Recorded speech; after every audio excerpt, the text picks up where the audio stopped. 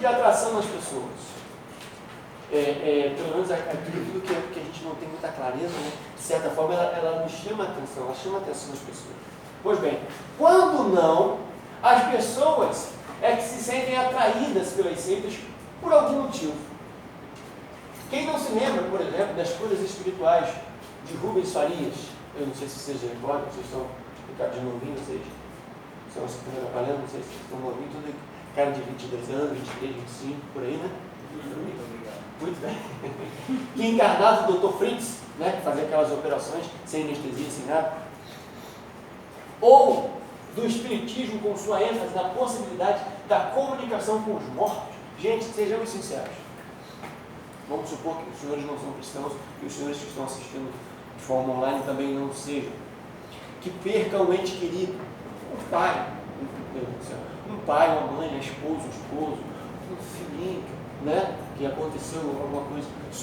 Vamos supor que não sejam cristãos, não conheçam que isso é proibido biblicamente falando, mas que, de certa forma, tem essa possibilidade de ter uma comunicação, nem que seja por um período muito rápido, um tempo muito rápido.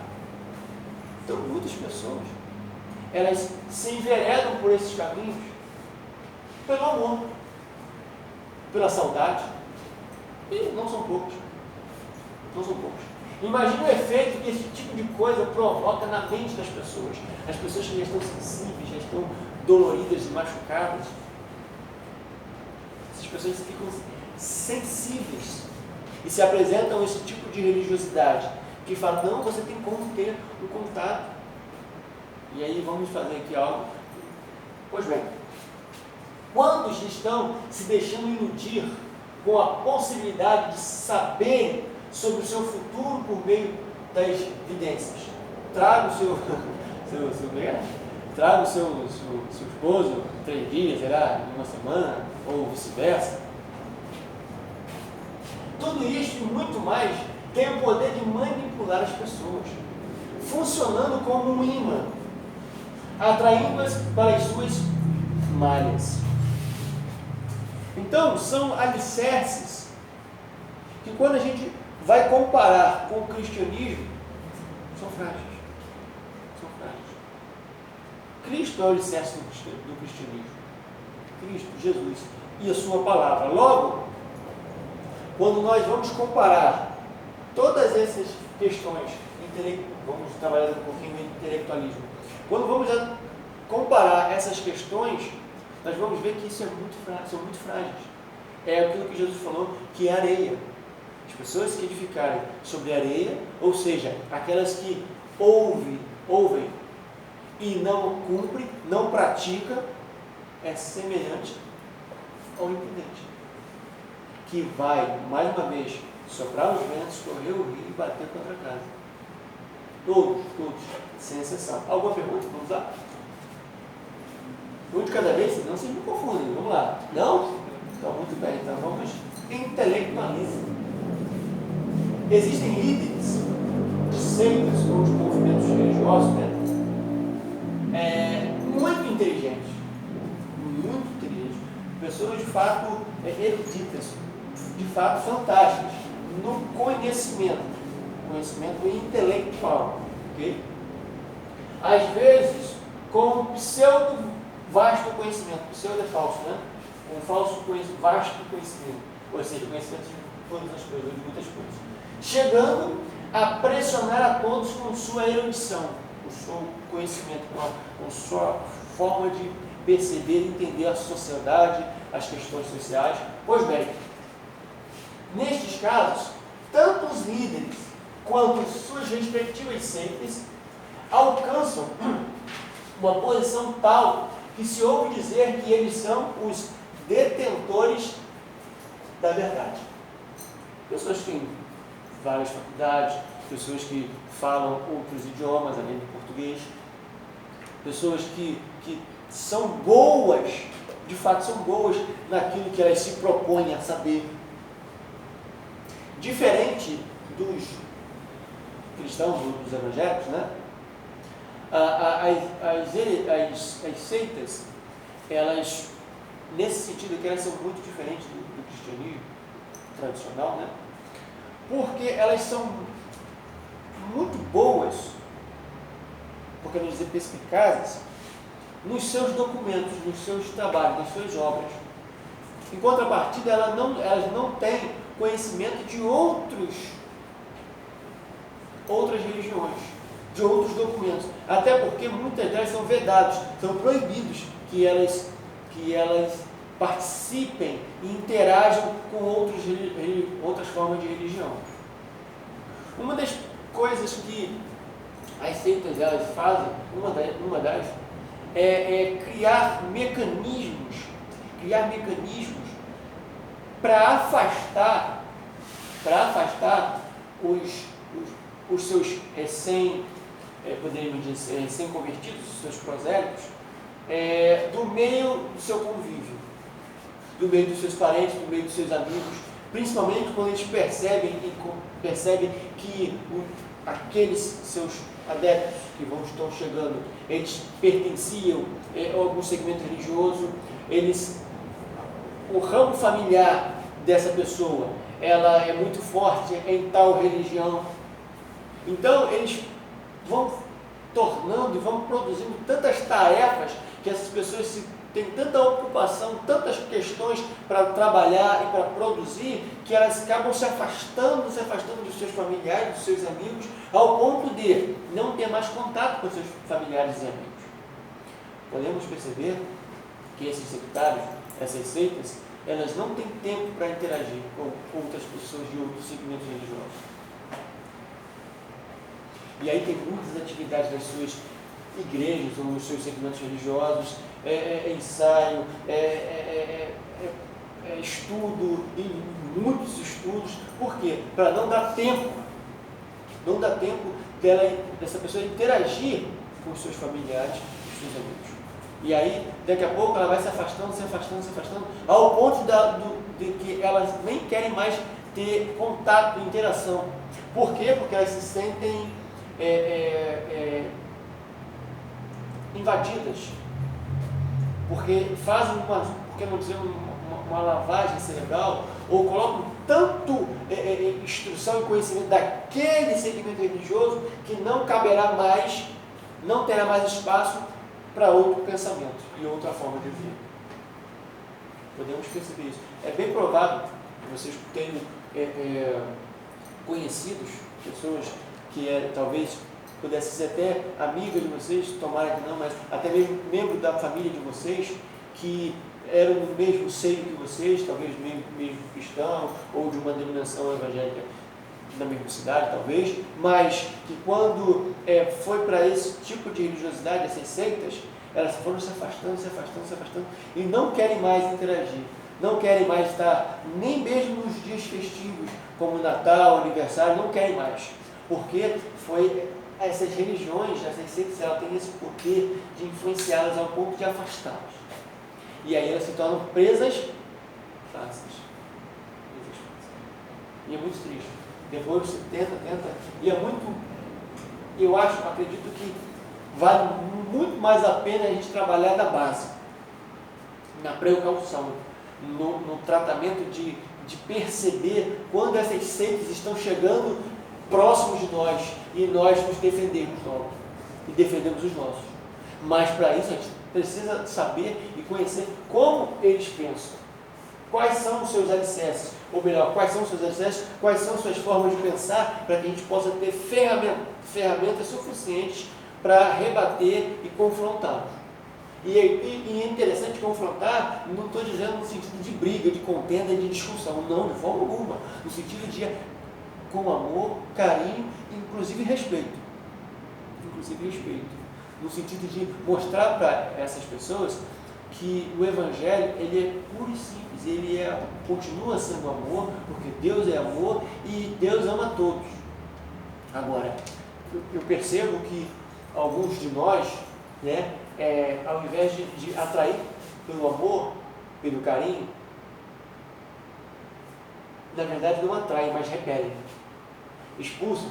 Eu me lembro que tempos atrás, eu não sei como está hoje, quando chegava alguns algum segmento religioso, que principalmente de domingo, e outros dias também, vão nas nossas casas e tal, entregar folhetim e mostrar uma revistinha para a gente poder ter estudo com eles e tal, né? O ensinamento dos líderes antigamente, quando eles chegarem, começam a fazer logo uma oração. Faz a oração, levanta a mão que eles vão embora. A ideia, eu acho que não seria deles ir embora. A ideia seria, se tiver essa possibilidade, essa condição, abrir a porta, chamá-los para tomar um café, oferecer um bolo, um biscoito que seja, e conversar com eles, mostrar para eles, atendê-los com amor e carinho e mostrar para eles. Infelizmente, quando nós fazemos isso, alguns vão embora, não ficam, porque eles percebem que para eles é um campo minado. Para eles é um campo minado. Por quê? Porque eles encontraram pessoas que têm argumentos. Infelizmente, a maioria de nós não tem argumento, não tem condição, então é melhor mesmo que nem deixe entrar. Se for o caso, nem deixe entrar. Por quê? Eu já vi, pasme de vocês, eu já vi um líder evangélico, um pastor na época, faz tempo isso já, que uma vez estava no púlpito de sua congregação, na época, isso tem tempo, e ele dizia, em sua ministração, Jesus é a primeira criação de Deus. Eu falei, meu Deus, se Jesus é a primeira criação de Deus, logo Jesus não é Deus. Jesus pode ser um homem apenas, até o anjo, alguns chamam que Jesus é anjo e tal, pode ser anjo, logo Jesus não é Deus, não é criador, e porque ele é criatura, ele é a primeira criação, então acabou o cristianismo. E o pastor falando de púlpito. E como eu tinha um certo contato, né, e depois que eu terminei, como que eu vou levantar na hora, ele falou, está errado isso aí, não tem condições. E aí eu esperei, né, depois num local mais reservado, o pastor, Jesus não é criatura, Jesus é Deus, Ele é o Senhor, Ele é o Criador, Ele é Deus. E aí, depois eu fui entender, ele abriu as suas portas da sua casa, as portas da sua casa, e estava recebendo esse grupo religioso. E ele estava aprendendo com esse grupo religioso, e ele depois foi levar para a sua própria congregação aquilo que ele aprendeu com as seitas, ou a seita. Percebe isso? Olha a condição, como vai ficar um rebanho que esse líder pastoreia, cuida, como ficará?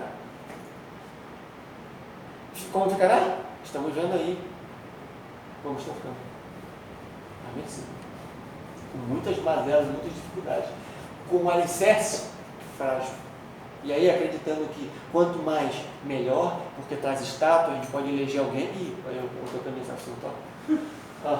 Então, olha as questões que vão surgindo. Muito bem. Existem líderes de seitas muito inteligentes, às vezes com pseudo vasto conhecimento, chegando a pressionar a todos com sua erudição.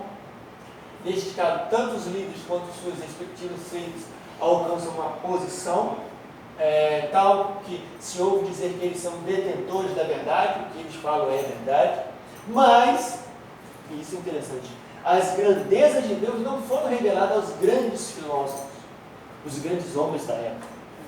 Não foram. Como, por exemplo, a gente poderia citar aqui Aristóteles, Platão, Sócrates e outros. Não foram.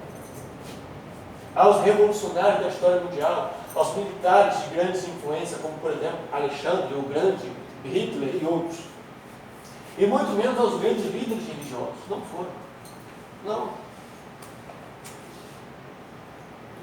Isso aqui também.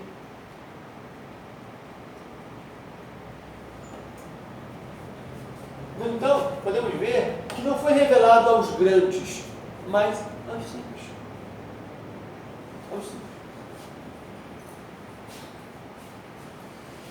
A agradabilidade. Ninguém se torna popular pregando a doutrina do inferno. Aí, viu? Eu não falei para vocês que teria uma influência aí do professor Martins? Isso é coisa dele. A influência dele. Pois bem, ninguém se tornará popular pregando a doutrina do inferno.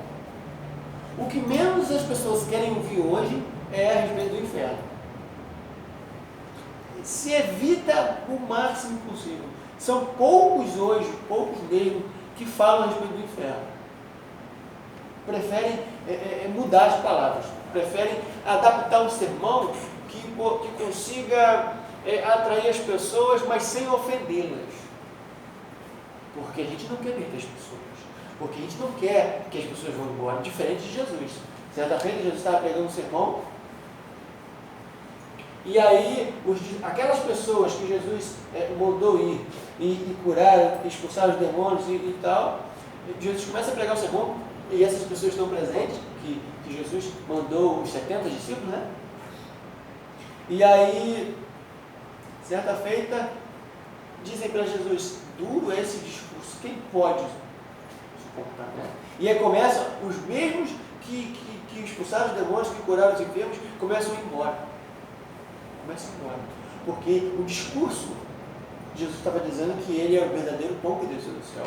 Vossos pais comeram maná no deserto, então esse é o texto, João 6, por ali, né? E aí as pessoas começam a ir embora. E aí Jesus se vira para os 12, e vocês não vão não? Não fazemos isso. Não fazemos isso. Até porque a gente tem uma certa dificuldade, né? Porque Pedro, tomando a palavra, vai dizer: para onde iremos nós? Só tu tens a palavra de vida eterna.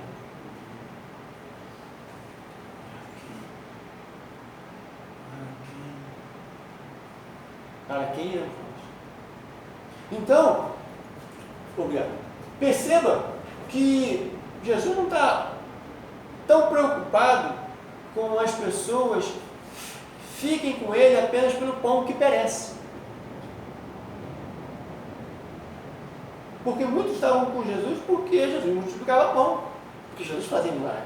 A questão que nós devemos e precisamos pensar é: as pessoas hoje também não estão em alguns segmentos religiosos, ou porque não dizer em algumas seitas, porque essas seitas, ou até mesmo alguns segmentos religiosos que não necessariamente são seitas, mas estão nesses ambientes porque tem algo para oferecer, e algo para oferecer no sentido apenas material, apenas no sentido físico. Eu quero ter uma esposa, eu sou jovem, eu quero casar, porque eu estou, meus hormônios aflorando, então eu quero casar.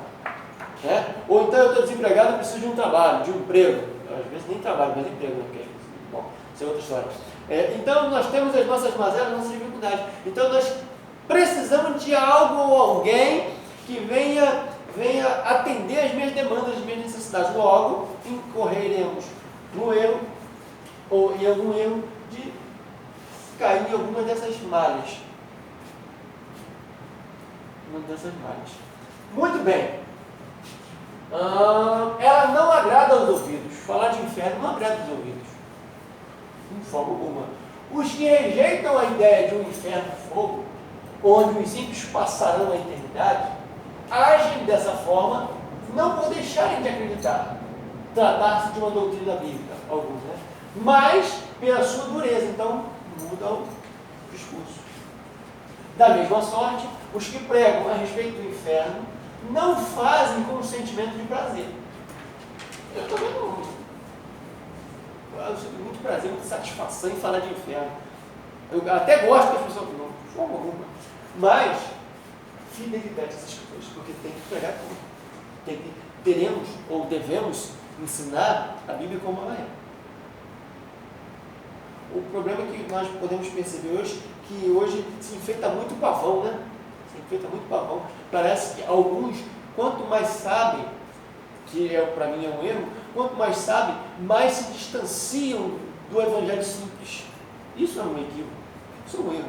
Então se trabalha tantas as coisas, tem gente que pega exemplos e começa até a contar historinha de... Não vou citar não, né? Para poder falar do Pai, começa a pegar exemplos que não são cristãos para mostrar. Então são coisas que, na verdade, alguns pontos, né, podem mais afastar do que atrair para Cristo. Ou, algo também que é muito perigoso, dividir. Porque também é uma das características das seitas, que é a divisão. Divide a atenção da pessoa, ou a crença da pessoa, na pessoa de Jesus e naquele segmento religioso. Ou seja, só Jesus não é suficiente. tem que seguir a Jesus, mas também tem que seguir aquela denominação ou aquele tipo de religiosidade. Se for para uma outra, mas continuar com Jesus, não é suficiente. Tem que estar ali. Então é uma divisão. Então já dá problema. Muito bem. A verdade nem sempre é totalmente doce. Nem sempre. Há sempre a tendência de se querer adocicar a mensagem para não repelir os ouvintes e tirar de seu conteúdo elementos que possam causar algum desconforto. Tirar. Né? Tirar. Isto é perigoso. Pode comprometer. Pode comprometer. Diz o texto, né? Inclusive, estamos. Duro é este discurso. Quem poderá ouvi-lo? João 6,60. Quem poderá ouvi-lo? O rico foi embora porque Jesus não quis suprimir as exigências da salvação. Então, bom mestre, né? O que eu devo fazer? O que eu preciso fazer para herdar a vida eterna? E aí, Jesus cita ali, se não me engano, cerca de 6 mandamentos para ele, e aí ele vai dizer: eu tenho feito isso, tudo isso, desde a minha mocidade, desde que eu sou menino, garoto. Pois bem, então, não falta nada. Não vale. Vem, dá para os pobres, depois vem e segue. E aí diz que o Senhor dele. E o porquê caiu? Porque o coração dele estava na sua riqueza. Na verdade, onde estiver a riqueza do homem, ali está o seu coração. Então, o problema não é ter dinheiro igual o Eduardo tem. Não tem problema ter dinheiro igual o Eduardo tem. Não tem problema nenhum. Não tem problema. O problema é que o dinheiro não pode ser o Deus na vida dele. Não pode ser a esperança, a sua fé, não pode estar no dinheiro, nem qualquer outra coisa. Nem qualquer outra coisa. Ok? Então essa é a questão. Muito bem. O rico foi embora porque Jesus não quis suprimir as exigências da salvação. Não que a verdade seja um monte de espinhos, não necessariamente, ou que tem por obrigação incomodar as pessoas, mas apegar-se a um ensino somente porque este traz conforto e nenhuma repreensão é correr grave risco. É correr grave risco. Gente, vamos dar uma paradinha para a gente tomar um copinho de água? Uma pergunta assim. Sim? Nem preciso de resposta, só para reflexão. Quando Jesus fala isso para o jovem, né? Ele diz, vai, não precisa mais nada, não falta mais nada para você, né? Vai, vende tudo que você tem, parte do pobre e segue. Será que se Jesus fizesse isso botar conosco, né, com a maioria dos grandes líderes hoje, que fazem o seu império, fizesse esse mesmo questionamento, né, desse a ele essa opção, será que faria como o jovem? Pois bem, então, o nosso querido Anderson está colocando aqui, não apenas como um sentido de pergunta, mas apenas como para nós termos uma reflexão, se os líderes hoje, principalmente os grandes líderes que têm as suas megas igrejas hoje, né, se fosse feita essa pergunta para esses grandes líderes, não apenas para os grandes líderes, para nós também, né, nas nossas condições, naquilo que nós possuímos ou pensamos possuir, se for feito essa pergunta, a mesma pergunta que Jesus fez para aquele jovem rico, aquele moço, aquele rapaz rico, o que precisaria para ser salvo? Foi a pergunta do rapaz. E aí Jesus falou cerca de 6 mandamentos: não roubarás, não matarás, não darás falso testemunho. E aí o rapaz diz que ele tem feito tudo isso desde a mocidade. E aí Jesus vai dizer para ele: então não te falta nada, apenas vai, vende o que tem, dá para os pobres, depois vem e me segue. Então, qual seria o pensamento e a resposta dos líderes hoje, ou pelo menos dos grandes líderes que têm bastante condição ou condições? Então, com essa reflexão ou com esse pensamento, a gente fecha essa aula, ok? Nós pararemos aqui por 5 minutinhos e estaremos retornando daqui a pouquinho. É isso, Carol? Nos ajuda aqui. E aí a gente vai beber água.